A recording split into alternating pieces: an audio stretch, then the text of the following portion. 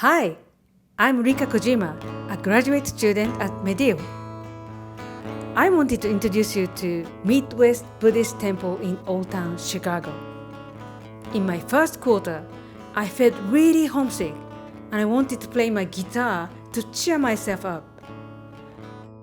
But I didn't have it here and thought if I bought a guitar, it'll be too big to take back home.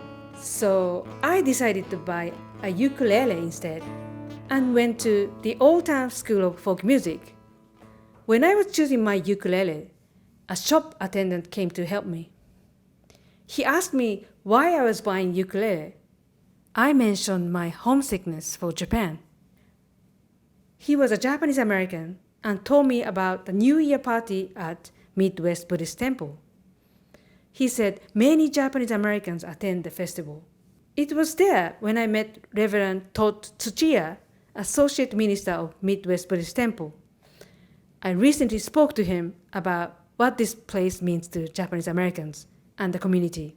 Well, Midwest Buddhist Temple is a Jodo Shinshu temple. The founder is Shinran Shonin, who lived in the 12th and 13th century of medieval Japan. And so the immigrants, the Japanese immigration who came to the U.S.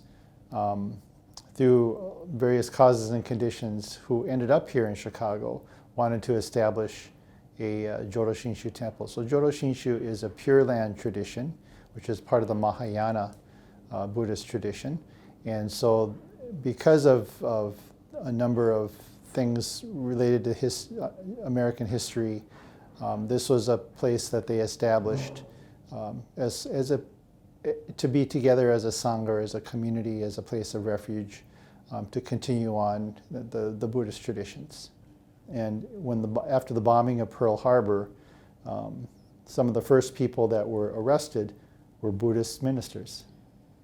Not the Christian Japanese ministers, but the Buddhist ministers, because it was seen as something very foreign and a threat to society. So then all the anybody of Japanese descent, even if you were just a fraction of Japanese blood, were placed into what they called internment camps, concentration camps. And the temple became a place of refuge, right? A safe place, because right after the war, Japanese people were not allowed to congregate or be together in very large groups in the public. This became a place where they could feel safe and to be together. And so this became, I think, a very important space for those people who just came out of camp and the trauma of World War II. Like just the other day, we had Obon, or Bon Odori, which was a very important commemoration, but it doesn't just draw from temple members, it draws from people in the neighborhood, but many people in the community all come out. We had probably a record number of people in attendance this year, much more so than they have in the past many, many years, certainly during the pandemic. It's just they're very welcoming to everyone. Yes, they always want everyone to participate, so it's really wonderful. All inclusive, which is nice.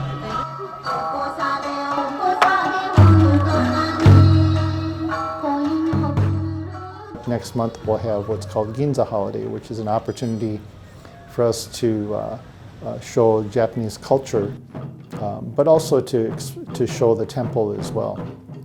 You know, the tradition started in Japan, so it's important that we still have that connection and those ties.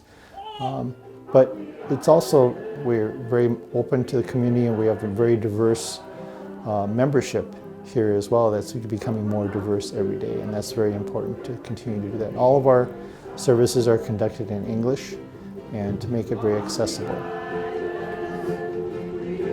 I was lucky to get to know this temple and the friendly community.